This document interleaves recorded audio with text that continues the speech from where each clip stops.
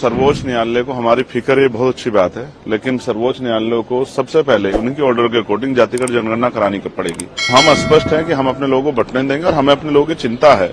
अगर कोई साजिश करके, कोई षड्यंत्र करके हमारे अधिकारों को लूटने का काम किया, छीनने का, तो ये हम बर्दाश्त नहीं करेंगे। डाका नहीं बर्दाश्त करेंगे अपने हकों पे। बहुत जल्द जो है एक बड़ा जो है हम अपना इस संघर्ष का स्वरूप सरकार और सुप्रीम कोर्ट को दिखाएंगे। हम अब पीछे हटने वाले नहीं हैं। देखिए, मैंने जिस दिन ये ऑर्डर आया था उसी दिन अपना पक्ष रख दिया था।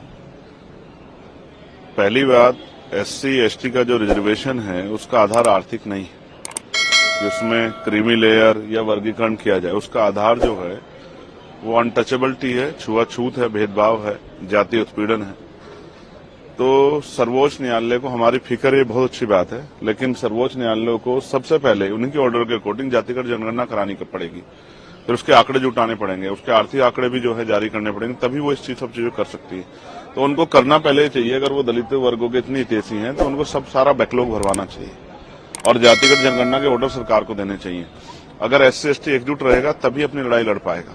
हम तो लंबे समय से अभी जो है SGPG जो है वहां लखनऊ में और इलाहाबाद जो है यूनिवर्सिटी में जिस तरह से NFS करके हमारे लोगों को निकाला गया, ये स्पष्ट है। उन NFS को भरवाने के लिए सरकार ने क्या किया है, उन NFS को भरवाने के लिए सुप्रीम कोर्ट ने क्या किया है, तो वो कुछ नहीं किया है। हाँ, हमेशा कोशिश ये की गई है कि इनके जो लड़ने वाले लोग हैं उनकी ताकत कम किया जाए। अब SC ST बटने वाले नहीं। आप ही देख लो इस फैसले का कितना समर्थन, कितना विरोध हो रहा है। तमाम लोगों में इसका विरोध है। तो हम स्पष्ट हैं कि हम अपने लोगों को बटने देंगे और हमें अपने लोगों की चिंता है। इसलिए हमने स्वतः जो है 1.5 साल पहले मांग की थी कि जिन जातियों को अवसर नहीं मिला है उनको उनका आरक्षण बढ़ा के 15% शेड्यूल कास्ट को मिलता है और 5% बढ़ा के उन बाकी जातियों का आरक्षण देने की व्यवस्था सरकार करे। ये 1.5 साल पहले हमने लखनऊ PC करके कहा था और दिल्ली में भी। और जो OBC की भी ऐसी जाति है उनको भी जो है 15% अलग से रिजर्वेशन देने का काम जो है 27% से अतिरिक्त सरकार करे। लेकिन कहां सुना, सुप्रीम कोर्ट ने भी नहीं सुना।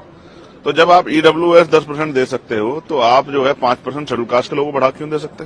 तो मेरा मत तो ये है कि 100% रिजर्वेशन 2% सरकारी नौकरियों में कर देते हैं। 98% प्राइवेट सेक्टर है। 2% सरकारी नौकरियों में 100% रिजर्वेशन होगा तो इसकी इतनी संख्या उसको आधार पर उसको मिलना चाहिए। हम सहमत हैं।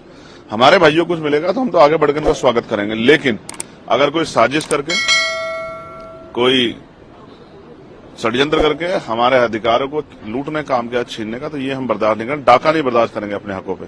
इसके लिए चाहे सरकार से जो है अध्यादेश लाने की बात हो, चाहे सुप्रीम कोर्ट में जो है रिपिटिशन दाखिल करने की बात हो, या मैं आज सारे मेंबर ऑफ पार्लियामेंट जो शेड्यूल कास्ट शेड्यूल ट्राइब के हैं या जो सामाजिक न्याय को मानते हैं उन सबसे चर्चा करूंगा और बहुत जल्द जो है एक बड़ा जो है हम अपना इस संघर्ष का स्वरूप सरकार और सुप्रीम कोर्ट को दिखाएंगे। हम अब पीछे हटने वाले नहीं। हम अपने अधिकारों के लिए, स्पेशली मैं चंद्रशेखर आजाद, अपने लोगों के अधिकारों के लिए, बाबा साहब अम्बेडकर ने कहा था कि जब मेरे हित में और देश हित में टकराव होगा तो मैं देश की तरफ रहूंगा, लेकिन जब मेरे समाज के हित में और देश हित में टकराव होगा तो मैं समाज की तरफ रहूंगा। मैं फिर आज कहता हूं कि अगर कोई भी हमारे अधिकारों छीनने काम करेगा तो हम हर कीमत चुकाने के लिए तैयार हैं। मैं अपने समुदाय के साथ खड़ा हूं, उनको ना बटने दूंगा, ना उनके अधिकार में कटौती होने दूंगा।